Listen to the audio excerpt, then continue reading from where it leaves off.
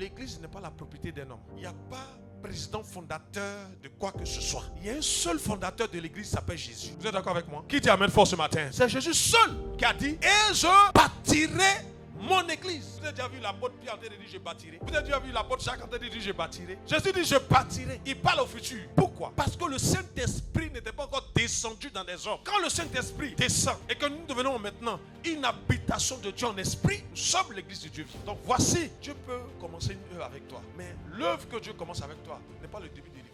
Ce n'est que juste une continuité de l'église. Ça veut dire que, écoutez-moi très bien ce matin, l'église que vous voyez, l'église n'est pas née, ou ce que nous sommes en train de faire ici à l'Assemblée, n'est juste que la continuité de ce qui s'est passé lorsque le Saint-Esprit est descendu sur les 120 à la chambre haute. Vous comprenez ce que je dis? Les 120 à la chambre haute, là, quand le Saint-Esprit est descendu sur eux, là, ça a ouvert la porte de l'église. Et cette porte va se refermer bientôt. C'est pour ça, si vous êtes là, que Dieu est en train de vous parler, ouvrez vos cœurs et acceptez la parole au nom de Jésus. L'une des choses que vous devez savoir, c'est que l'évêque n'est pas au-dessus des 5 ministères. Première chose. Alors, d'où ça vient? Cette doctrine vient de l'église romaine catholique. Et le premier évêque à être nommé là-bas, c'est Léon Ier. Et il va avoir ce qu'on appelle des conciles. On ne parle pas des conciles, ce sont des grandes réunions qu'on met en place. Écoutez bien aujourd'hui. Pour établir certaines règles de l'église. Or, le Seigneur Jésus avait déjà établi par le Saint-Esprit, écoutez-moi très bien, les règles de l'église.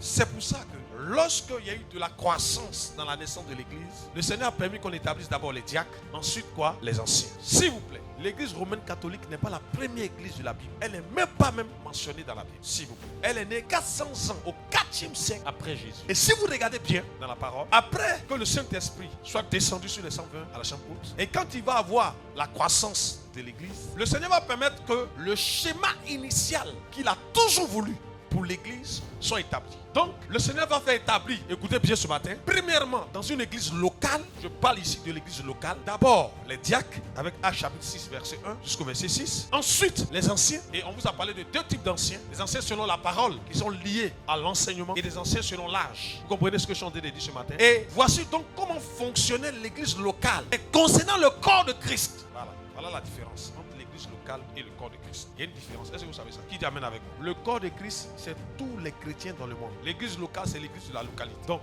l'église locale, écoutez bien, et l'église de la localité est dirigée par les anciens et les diacres. Vous ne verrez jamais dans la Bible un pasteur, un apôtre, un docteur, un évangéliste gérer une église locale. L'église locale était gérée par un collège d'anciens et d'évêques. Et quand on dit évêque, ce n'est pas des gens qui étaient au-dessus des 5 ministères. L'évêque, c'était l'ancien. L'ancien, c'était quelqu'un qui était propre en l'enseignement, désintéressé. Quelqu'un c'est-à-dire qui ne voulait pas forcément dominer les gens comme on voit aujourd'hui. Ou quand vous rentrez dans une communauté, le pasteur veut même connaître votre salaire. Pendant que toi-même, ton épouse, ton époux ne connaît pas ton salaire. Le pasteur, Dieu ne l'a pas établi sur vous, ou l'ancien, pour vous dominer, pour vous écraser. Et l'apôtre Pierre l'a dit. Il dit, moi aussi. 1 Pierre chapitre 5, le verset 1. Voici donc l'apôtre Pierre en train d'exhorter d'autres anciens. L'apôtre Pierre, il était apôtre du corps, mais à Jérusalem, il était ancien. Je répète, l'apôtre Pierre était apôtre du corps de Christ. Donc partout dans le monde, il pouvait passer en tant qu'apôtre. Mais pour l'église de Jérusalem, il était ancien. Regardez ce que la Bible dit. Donc l'apôtre Pierre va se présenter aussi en tant qu'ancien de l'église de Jérusalem. Regardez, voici maintenant une exhortation que l'apôtre Pierre donne aux anciens de l'église de Jérusalem. Il dit quoi? Prenez soin. Ça veut dire qu'un ancien, écoutez-moi très bien, avant même qu'il pense à ce qu'on prenne soin de lui, c'est d'abord celui qui prend soin des autres. Est-ce qu'on peut me dire amen fort?